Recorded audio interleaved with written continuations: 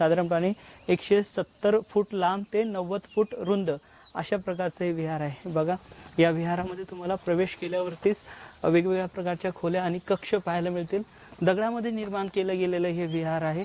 या विहारामध्ये आतल्या भागामध्ये मंडप पाहायला मिळतोय। सोबतच पुढे तुम्हाला मंडपाच्या पुढे एक तुम्हाला वरांडा पाहायला मिळेल आणि या वरांड्यामध्ये तुम्हाला छोटे छोटे या ठिकाणी हे काय म्हणतात आपण, या ठिकाणी हे तुम्ही गॅलरी बघू शकता। या गॅलरीमध्ये या ठिकाणी भगवान बुद्धांच्या मूर्त्या आहेत। साधारणपणे ह्या देखील 8व्या ते 10व्या शतकाच्या वेळेसच्या असाव्यात।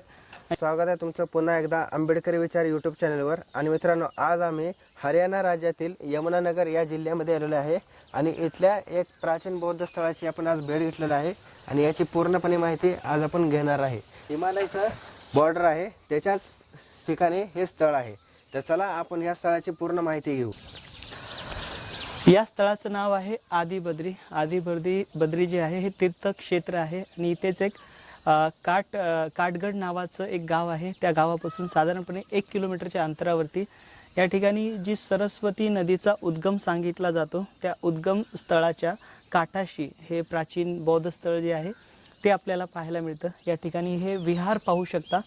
हे विहार साधारणपणे इसवी सनाच्या 6व्या शतकापासून ते 10व्या शतकापर्यंत निर्माण केलं गेलं आहे।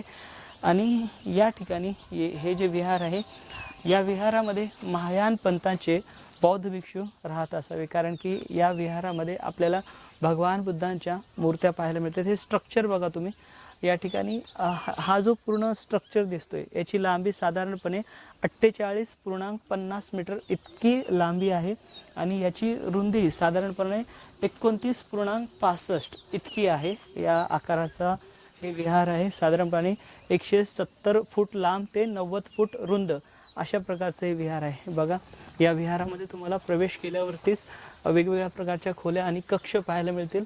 दगडामध्ये निर्माण केलं गेलेलं हे विहार आहे। या विहारामध्ये आतल्या भागामध्ये मंडप पाहायला मिळतोय। सोबतच पुढे तुम्हाला मंडपाच्या पुढे एक तुम्हाला वरांडा पाहायला मिळेल आणि या वरांड्यामध्ये तुम्हाला छोटे छोटे या ठिकाणी हे काय म्हणतात आपण, या ठिकाणी हे तुम्ही गॅलरी बघू शकता। या गॅलरीमध्ये या ठिकाणी भगवान बुद्धांच्या मूर्त्या आहेत। साधारणपणे ह्या देखील 8व्या ते 10व्या शतकाच्या वेळेसच्या असाव्यात।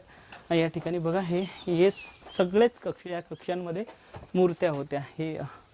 आणि या ठिकाणी हे वेगवेगळ्या प्रकारचे कक्ष, या ठिकाणी ज्या ठिकाणी भिक्षू राहत असावेत कदाचित।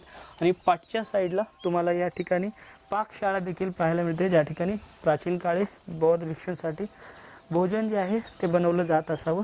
तर अशा प्रकारचं हे या ठिकाणी स्ट्रक्चर पाहायला मिळतं। हे पूर्ण स्मारक जे आहे ते पाहायला मिळतं। इथे छोटे मोठे स्तूपाचे भग्न अवशेष देखील आहेत, ते देखील तुम्हाला या ठिकाणी पाहायला मिळतील। तर आपण ते देखील पाहून घेऊया। समोरचा परिसर बघतायत, ज्यामध्ये ही फेन्सिंग केली गेली आहे आणि याच्यामध्ये तुम्हाला छोटे छोटे विटांचे बारीक बारीक तुकडे देखील पाहायला मिळतील। आणि या स्तूपाच्या बाहेर म्हणजे या ठिकाणी बघा तुम्हाला इथे बाहेरच्या दिशेला देखील स्मारकांचे अवशेष पाहायला मिळतील किंवा इथे देखील स्तूपांचे अवशेष पाहायला मिळतील। या ठिकाणी छोटे मोठे जे स्तूप होते त्यापैकी एक स्तूप या ठिकाणी तुम्हाला चौकोन आकारामधला पाहायला मिळतोय।